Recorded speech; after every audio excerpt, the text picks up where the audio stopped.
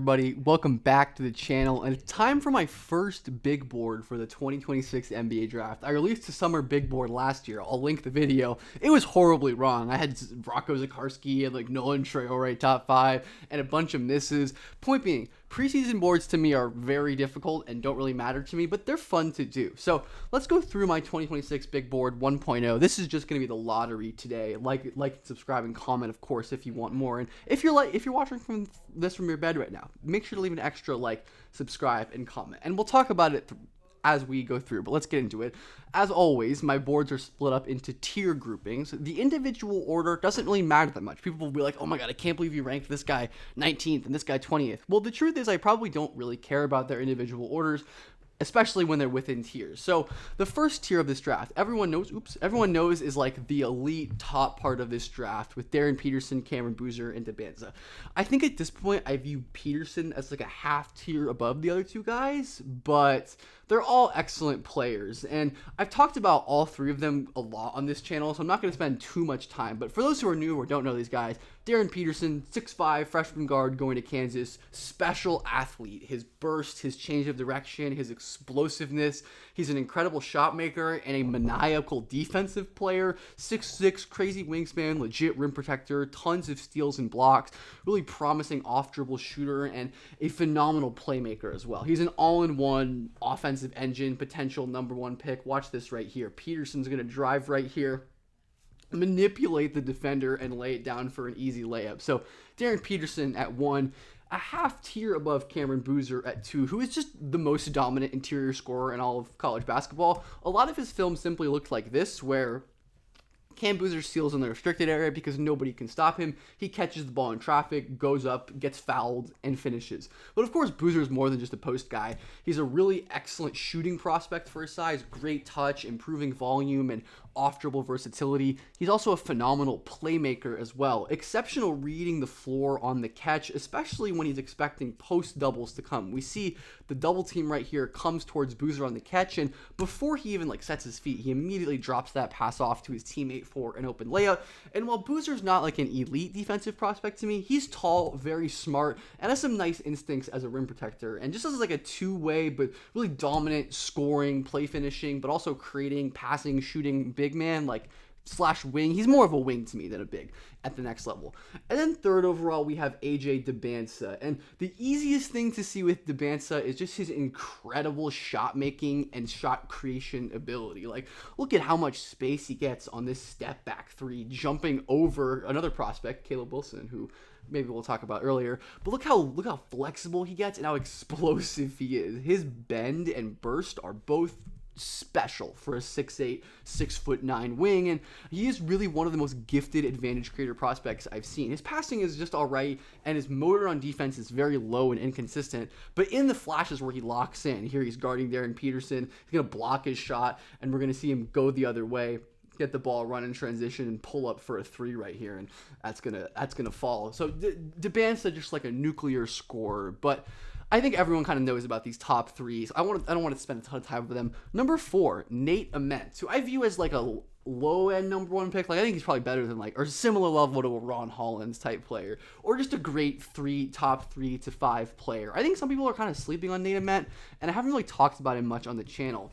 I remember the first time I watched Nate Ament was at this 3SSB camp, and immediately being impressed. I think this was before his last AAU summer, immediately being impressed by a 6'9", 6'10" kid with this kind of flexibility, ball control, and fluidity. And he was awesome his last EYBL season for Team Loaded.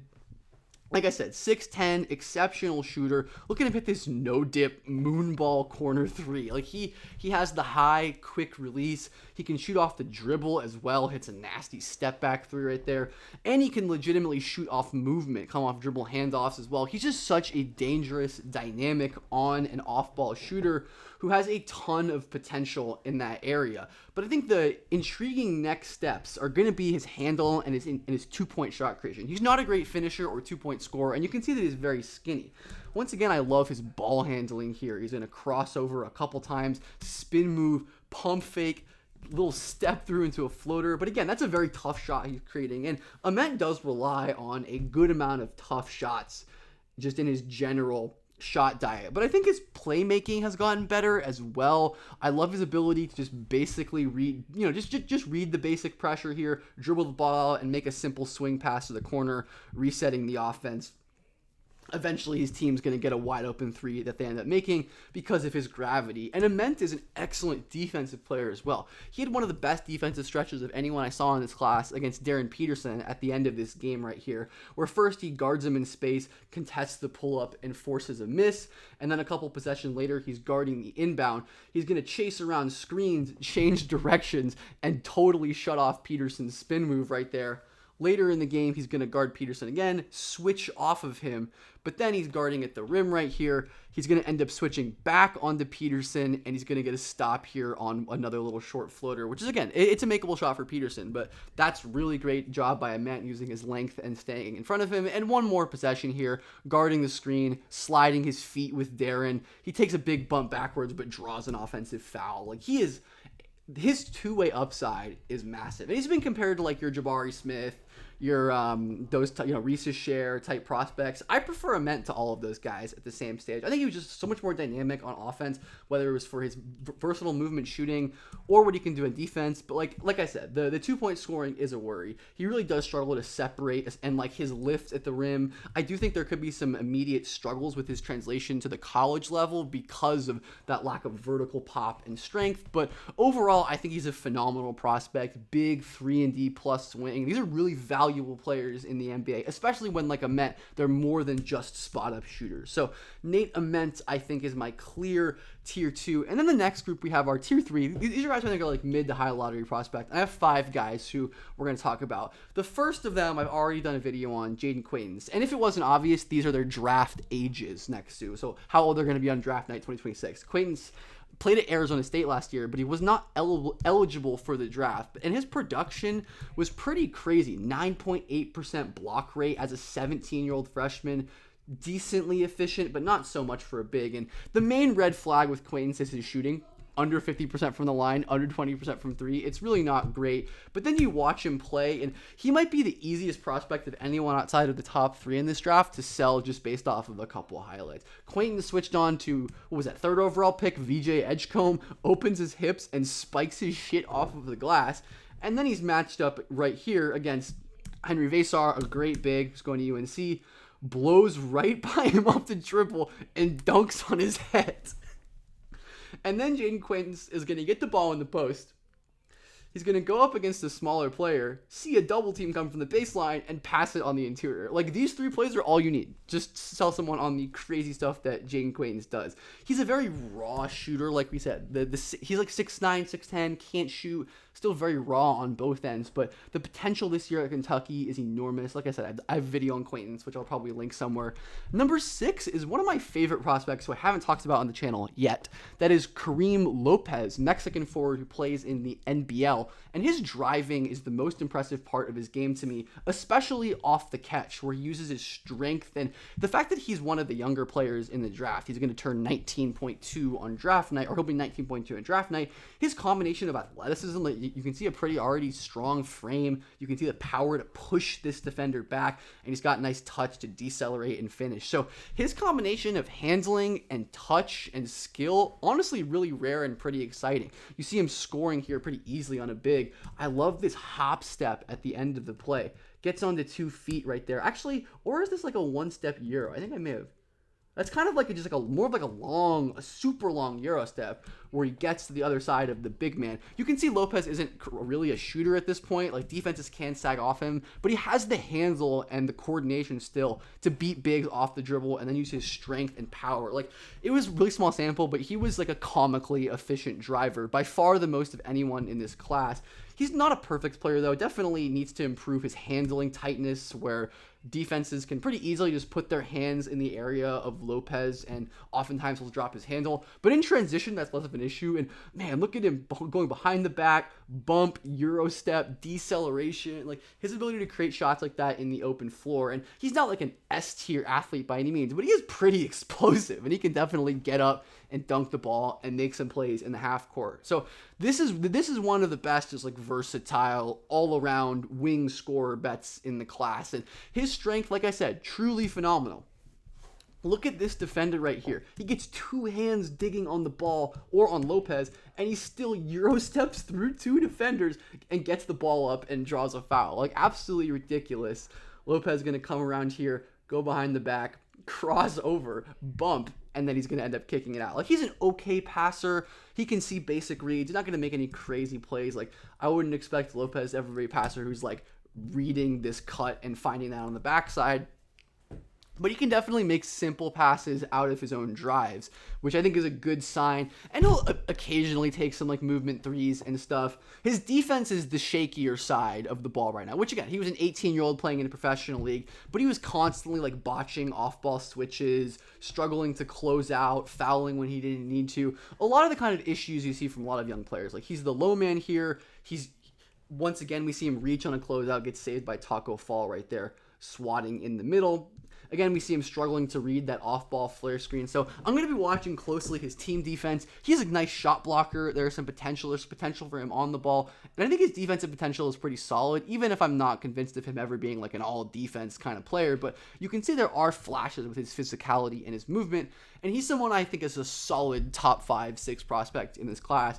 Number 7, we have Elijah Freeman, who I just made a video on, D2 transfer to Auburn, and once again, just got to show the few clips of him self-creating half-court dunks as a 6'10", 18-year-old. Yes, I know it's Division II, and I do care. That's why I don't have him top 4 or whatever, but Freeman's combination of handling upside, burst, vertical pop, elite touch, and great passing. Like, he's got an interesting little pull-up potential here. Quick hit down. I'm going to plug my video on him because I'm really happy with how that turned out, and I think he's an awesome prospect that you should definitely go watch. At number 8, we have Mikel Brown Jr., who I really do like, even though I feel like I'm getting a little lower on consensus. Still view him as definitely a lottery pick. Mikel is an incredible shooter. Brown's an excellent off-ball player where he can like flare to the corner, pump fake, and flow into a 3. He's so skilled and fluid with and without the ball, and he has bona fide NBA range, isolating against Cam Boozer, stepping back. You can see his lower body mechanics, are a little wild, but that's hardly an uncommon thing for young players. LaMelo Ball, Rob Dillingham, very common for young players to spray their legs all over the place and end up fixing that. But yeah, people at the high school level just really struggle to guard a legit 6'3", 6'4" point guard who can sidestep to his right, fade away, and hit a step back 3. And he's so good at playing off of his movement shooting as an off-ball attacker. Look at Brown slipping through these elevator screens, attacks the closeout, and hits the little left-handed floater. His touch is absolutely phenomenal.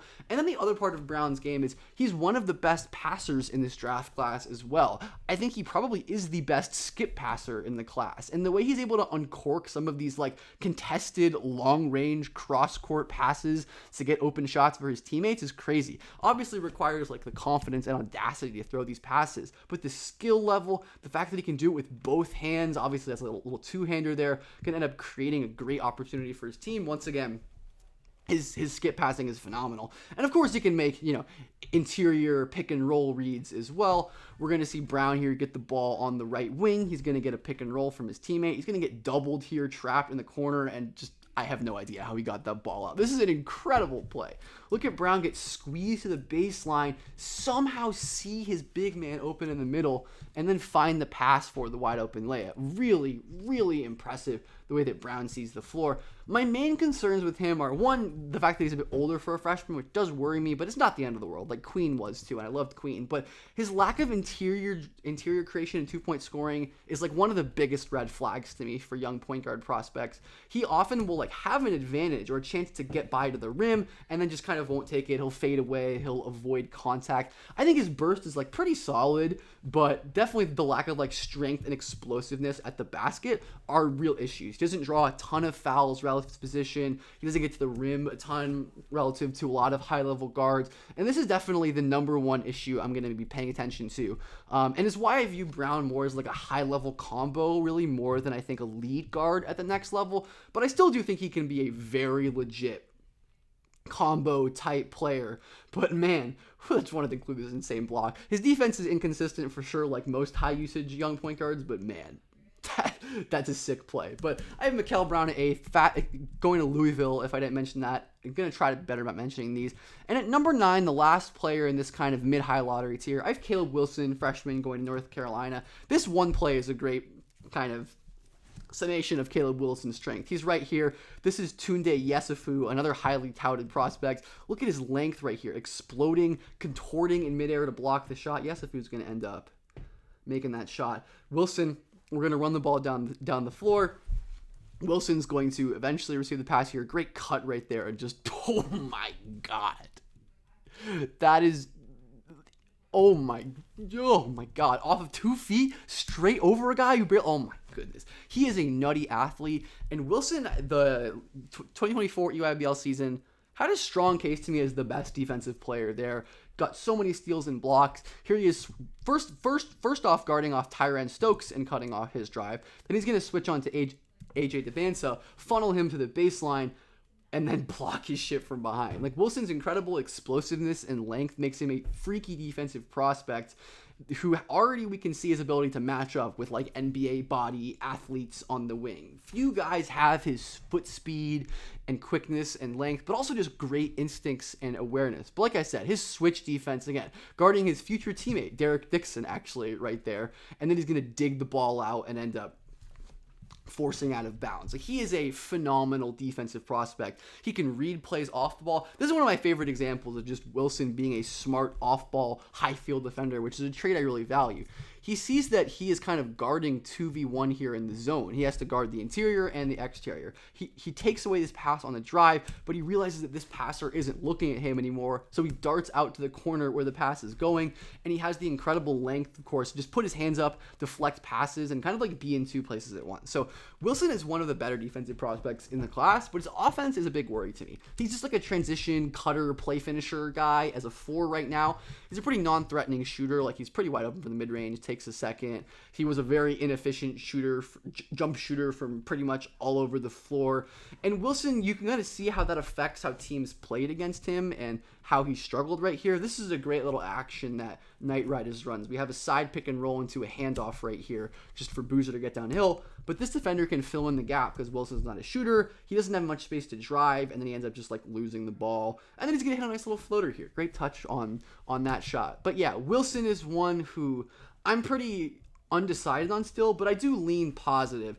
And I trust a guy with his like motor, defense, and just like the crazy movement skills and athleticism. I love this pass from Wilson into a tight window, even though it was kind of a turnover. But I want to highlight this balance. Like, look at this body position and the fact that he stayed up and made the pass before going down. Like, I don't know. It's a weird thing, but I like betting on a guy with his tools and motor and some of the avenues to play finishing upside. But now let's get on to my 4th tier, which are like guys who I think could go in the lottery or pretty solid first round talents to me. This tier extends well beyond 14. I have maybe 10-ish, 5 to 10 more names in this tier. But here's the guys making up the lottery. And at 10, we have Hans Steinbach, who is a German player, and he is really someone who's rose in my eyes a lot. Was dominant at the FIBA U19 Eurobasket. At 6'8", 6'9", his combination of strength, coordination, and touch are legitimately exceptional, where he can just like decelerate and bump players off of his spot. And when he misses shots, and this was in the playoffs, by the way, in the German first division. Steinbach, 19 years old at this point, driving through players. He gets so many offensive rebounds where he's just like grabbing the ball himself after he missed. This is a hilarious play. Have you ever seen a full court dribble handoff keeper drive to the basket for a layup? I don't know if I have, but Steinbach ended up doing it because he's just too quick and skilled for a lot of the bigs at this level of play. And while he mostly plays on the interior at this point, some of these driving flashes are just crazy from Steinbach, where here's Noah Sanguay, lottery pick in 2025. Look at the flexibility, the strength on that deceleration, and the ability to finish from this angle off of 1 foot. Like, his touch, strength, and I think some of his like passing, which I'm not showing here, make him one of the more intriguing offensive prospects in all of the draft. He's going to Washington, if I didn't mention that before, and he has some scary like explosiveness in the open court as well. Steinbach isn't the greatest on defense. He's a bit of a tweener, and he can kind of get lost guarding the ball when he has to change directions and move a lot in space. I do worry about him, but like he's solid positionally and can get some blocks. He's going to Washington this year, and I think he's going to be awesome. So that's Hans Steinbach. And number 11, I have Dash Daniels, who I feel like it's kind of popular to hate on Dash now because he was terrible in FIBA U19 on offense. Daniels is the youngest player in this draft. Will still be 18 and a half on draft night, December 2000 something. Maybe immediately the second he regains control, flips it over his head to a cutter for a layup. I think his feel and like movement skills combination is pretty underrated. Then we're going to see Daniels here. This is in like the NBL, like second division or whatever he was playing. He has a little bit of like craft on his drives, nice pass fake, and you can see him score over like a maybe smaller defender with his size. And at these like lower levels of competition, Daniels has been able to get to his spots a little bit, but he is a really, really poor offensive player at this point just because of his scoring limitations. Like isn't explosive enough to get all the way downhill. And while his flashes of touch are nice, it's definitely not generating good looks. But of course, the main thing about Dash is his defense, where this was a game-saving steal in overtime in a great game he had against Kick and improve on offense. So I'm still pretty confident with Daniels as a lottery guy at this point. Excited to see how he is in the NBL. And we have my first true returning prospect. We had 3 straight returners for 12 through 14, not really counting Quaintance because he wasn't even eligible, and Freeman was D2. I just did a video on Kam Williams, who's going to Kentucky. I won't spend too much time on him. 6'8" wing, exceptional defensive awareness as well as length and athleticism. Crazy playmaker, can rotate and make big blocks at the rim. He just has really high defensive potential while also being a legit shooter off of movement who can also really pass the ball. It's a very easy sell, in my opinion, for a guy to be high on. And his usage at this point is definitely a bit concerning. Just looking at it quickly, he barely got the ball at all. 12.2% usage is like historically low, but he's going to have a chance to get better at the usage and the foul drawing stuff at Kentucky. Those will be very important to watch for. And at number 13, we have Patrick Ngongba II, who played sparingly his freshman year at Duke because of injuries, but he is a physical monster. I think there are very few pound-for-pound players stronger than Ngongba in all of the draft, and that I've watched recently among prospects at his age. Like, he is a brick wall that is impossible to get through in midair, in the post, when he's on offense, and some of his defensive potential. He's not like a crazy leaper or anything, but he's got great instincts, and like I said, the strength is just a monster trait of his. Ngongba has a little bit of foot speed on the perimeter too, and I think his hands allow him to get steals and just be disruptive in other ways than traditional bigs. But I think what's most interesting to me about Ngongba is on the offensive end, where despite his incredible physical ability, he has the handle to face up, take 2 dribbles, blow by another big off the dribble, and finish with his left hand. He's a really good face-up player where he has the touch and the handle to kind of take open space and hit these little floaters when he's been given the spot. I did not mean to throw a college clip in here, but he was a dominant college player. Beautiful fadeaway right there. And Ngongba is a great playmaker as well. Quick read on the backdoor cut there to Cooper Flagg. This was my favorite highlight from all 3 of Duke's scrimmages that I watched on YouTube. Just a preposterous whip pass from Ngongba falling out of bounds and just like comically lasering that ball over to Isaiah Evans for a 3 that he can't end up hitting. Ngongba, again, just another one of these like small sampled stat darlings where obviously he didn't play much last year, but if we go to the BPM leaderboards, he was 10th in the entire country last year. Obviously, he only played 20% of Duke's minutes, so we got to disregard that to some extent, but like the production, the age, the skill on tape, all really legit. I feel pretty good about Ngongba as a projected lottery pick for this next draft. And then number 14 is another player who I've talked about on this channel a couple times before, Bennett Stirtz, king of the floater 3, a gazillion usage, going to Iowa this year following Ben McCollum. He is like a really special blend of tough shot making ability with just like rare pick and roll feel and just an innate ability to create great shots on drives for his teammates. He played almost 100% of Drake's minutes last year and created almost 100% of their shots, at least just anecdotally speaking. He is an unbelievable floor general with enough athleticism and shot making chops, I think, to thrive in the NBA. And I think defense is definitely going to be an issue for him, but His like conditioning is an outlier trait too. Stirtz is so good, but there's my lottery. Anyways, we'll go through it one more time. We have Peterson, Boozer, and Dybantsa as the top three. Ament is that fourth guy. These guys, Quaintance, Lopez, Freeman, Mikel Brown, and Wilson knocking on that top 5 door. And then our other guys rounding it out, the lottery, Steinbach, Daniels, Kam Williams, Ngongba II, and Stirtz. So let me know what you think of my big board and what kind of content you want to see next, what kind of content on players you want to see. I hope you have a great day, and thank you so much for watching.